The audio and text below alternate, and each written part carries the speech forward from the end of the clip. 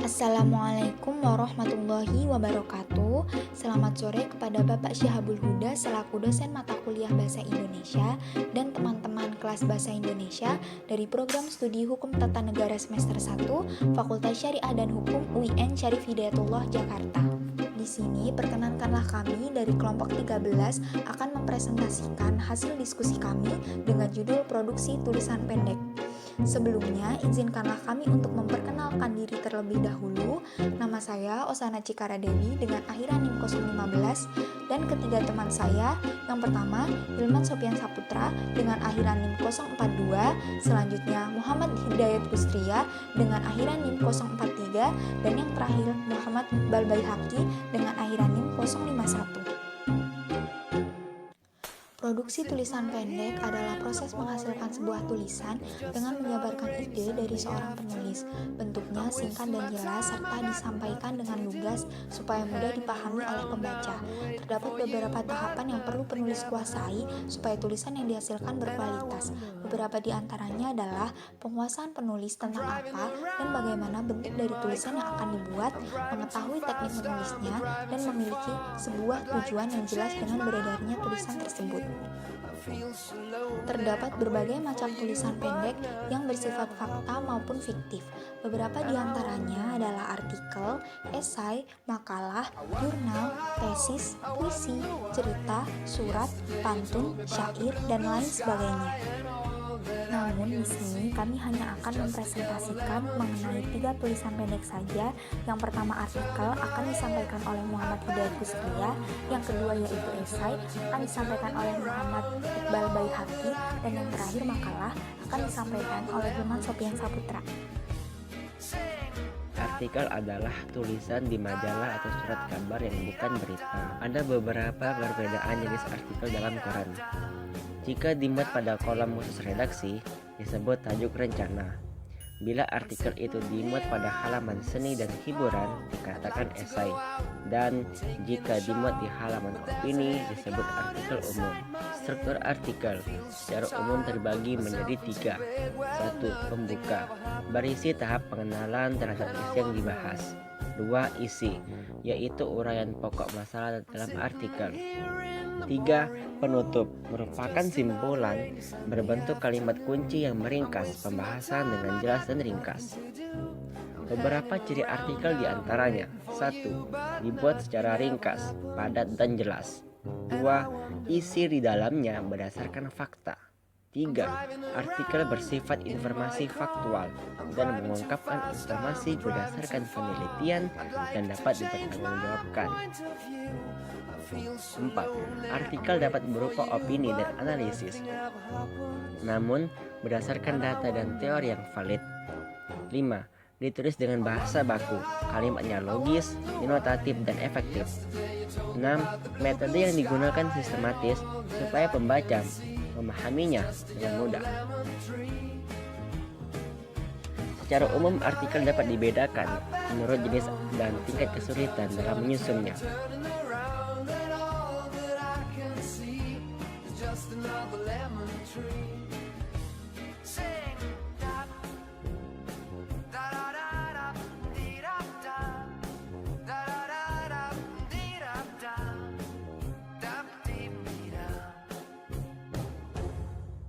Berdasarkan sudut pandang penulis dalam memaparkan ide dan gagasannya, redaktur mengelompokkan artikel menjadi 5 jenis, yaitu 1. Eksploratif. Artikel ini mengungkapkan fakta berdasarkan kajian yang dilakukan oleh penulisnya. Jenis ini cocok dalam menguraikan penemuan baru. Contohnya, seorang peneliti dari barat yang sedang berpetualang di hutan Papua dan menemukan jenis tanaman layar baru. Peneliti tersebut kemudian menelusuri jenis dan kandungan dalam tanaman tersebut dan menguraikannya dalam bentuk artikel. 2. Eksplanatif.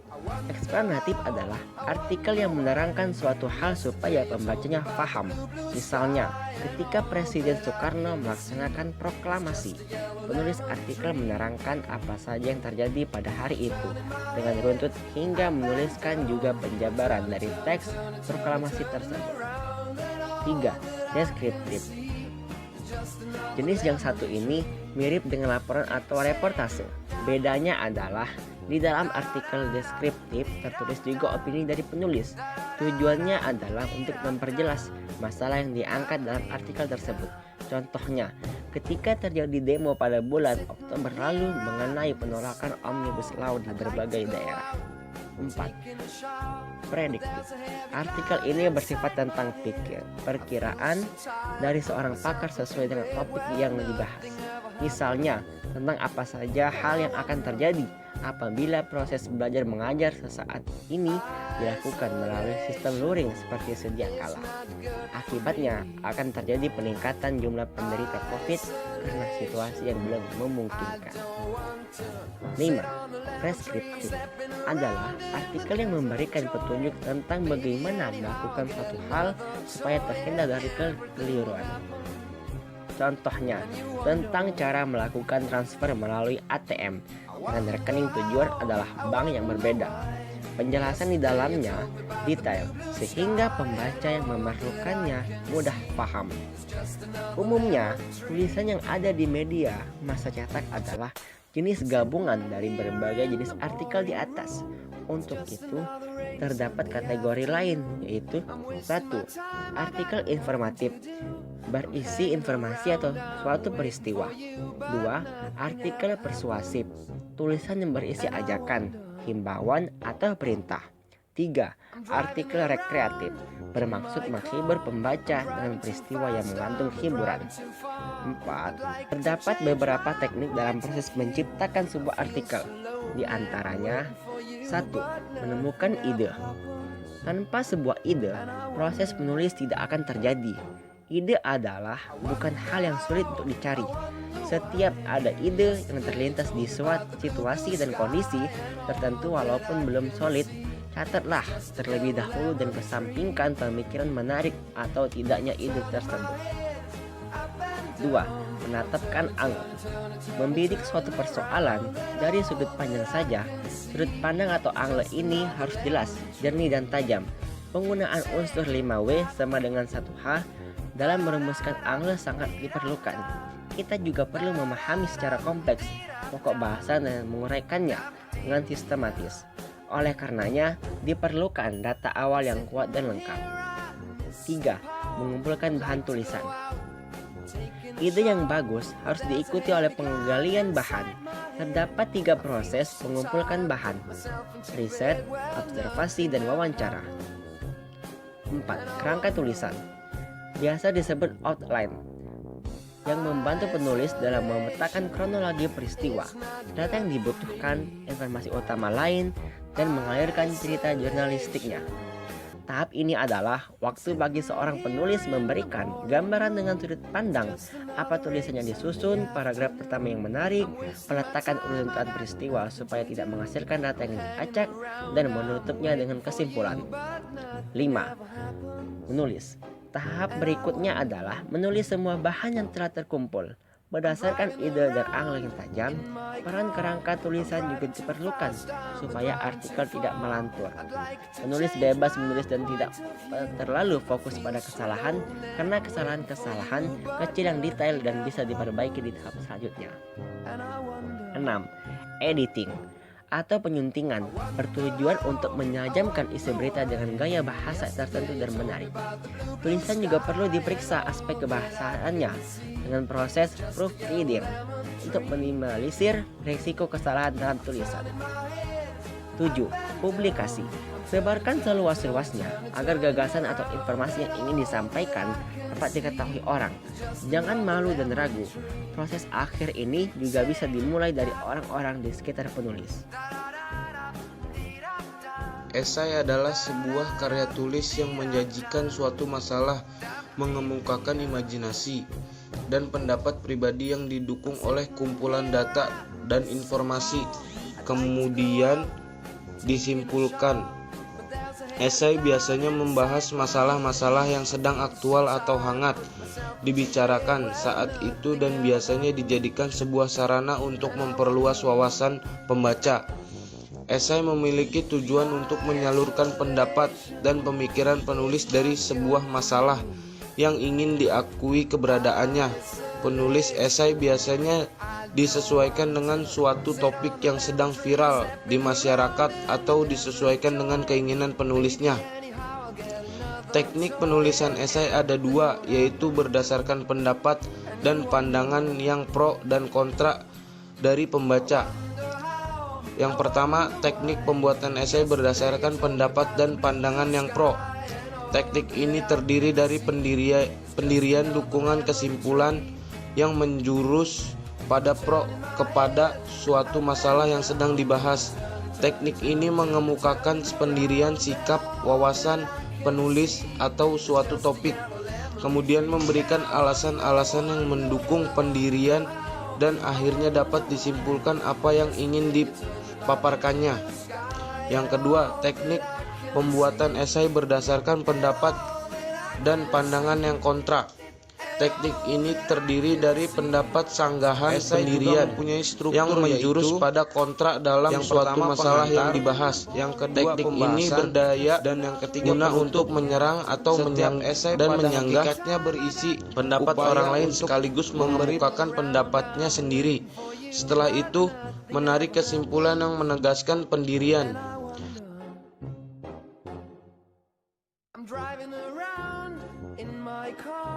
I'm driving too fast, I'm driving too far. I'd like to change my point of view. I feel so lonely. Keyakinan tentang sesuatu. Oleh karena itu, jenis karangan yang digunakan dalam esai adalah argumentatif, persuasif. Misalnya tugas Jenis kuliah. karangan ini Makalah dapat memang yang dihasilkan paling dari sebuah fleksibel penelitian, hasil dan dapat pemikiran, dan memanfaatkan kajian jenis literatur karangan lain yang memadai. untuk kepentingan Makalah yang harus membuat disusun berdasarkan sebuah keyakinan. topik keilmuan tertentu. Makalah menggunakan bahasa yang luas dan tegas dan memiliki bentuk yang paling sederhana di antara karya tulis ilmiah yang lain. Makalah lazimnya dibuat melalui cara kedua berpikir, tetapi tidak menjadi soal jika menggunakan satu dari dua cara berpikir tersebut. Apakah hanya menggunakan sajian berpikir reduktif atau memilih sajian berpikir induktif saja? Hal yang terpenting adalah makalah tidak ditulis berdasarkan opini belaka. Karakteristik sebuah makalah diantaranya 1. Hasil kajian pustaka atau laporan pelaksanaan kegiatan lapangan harus sesuai cakupan permasalahan atau bidang keilmuan. 2. Kemampuan penulis untuk memahami tentang permasalahan teoritis yang dikaji dan menetapkan prosedur, prinsip, dan teori yang berhubungan dengan bidang keilmuan. 3. Kemampuan penulis dalam memahami isi dari berbagai sumber yang digunakan. 4. Kemampuan penulis dalam meramu berbagai sumber informasi dalam satu kesatuan.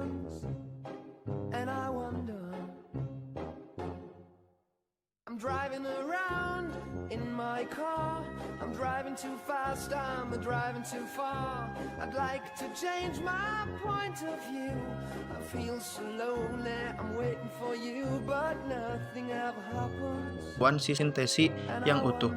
Dalam konteks perkuliahan seminar, simposium, dan kehidupan ilmiah lainnya, seorang sering diminta pandangannya atau dituntut untuk menunjukkan kinerja akademinya melalui sebuah paparan yang berkaitan dengan keahliannya.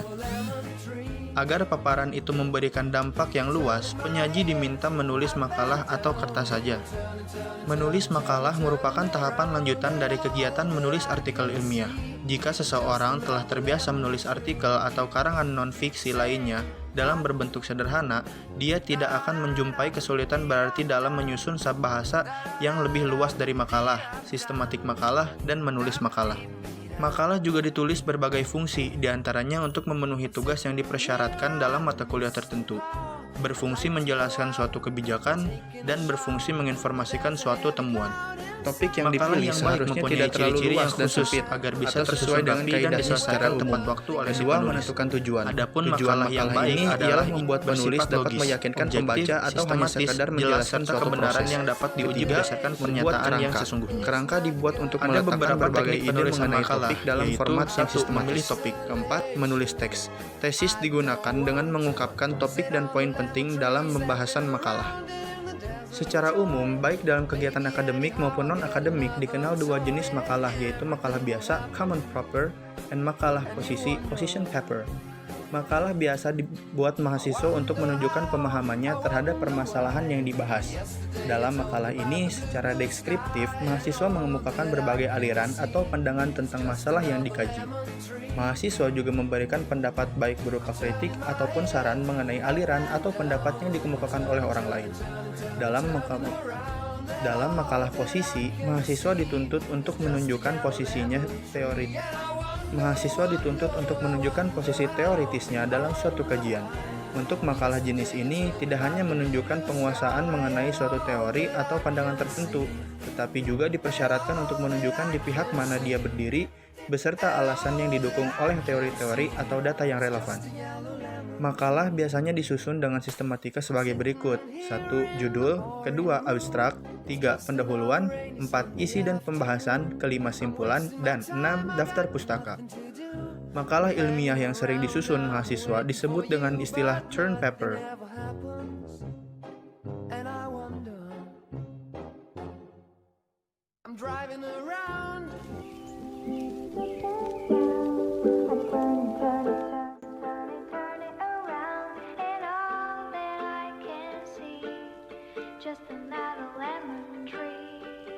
Biasanya disebut paper. Paper ini merupakan tugas tertulis dalam suatu permasalahan yang sedang aktual di masyarakat. Kesimpulannya, produksi tulisan pendek adalah kegiatan yang dilakukan oleh seorang penulis untuk menghasilkan karya tulis berupa artikel, esai, makalah, dan lain sebagainya. Setiap tulisan pendek memiliki pengertian, teknik penulisan, ciri-ciri, dan jenisnya masing-masing. Hanya tujuannya saja yang sama, yaitu supaya pembaca mendapatkan sebuah pengetahuan dan wawasan baru setelah membacanya. Saran, yang pertama, untuk menghasilkan sebuah karya berupa tulisan, seorang penulis perlu memahami keseluruhan tentang apa tulisan yang akan ia tulis terlebih dahulu. Yang kedua, seorang penulis yang baik adalah pembaca yang baik pula, karena sebuah tulisan tidak akan memiliki kekayaan pengetahuan di dalamnya jika tidak memuat berbagai sumber yang melengkapi antara satu dengan lainnya. Terima kasih kepada Bapak Syaharnanya dan rajinnya membaca buku yang telah memperhatikan majalah dan media lainnya tentang tema yang akan ditulis. Semoga apa yang kami sampaikan dapat memberikan manfaat bagi seorang penulis, karena dalam proses penulisan bila ada kesalahan beredar terdapat proses editing kesalahan dan bentuk dari kami sendiri. Bila ada hal benar di dalamnya, itu semua semata karena Allah Subhanahu wa Ta'ala. Sekian presentasi dari kami. Wassalamualaikum warahmatullahi wabarakatuh.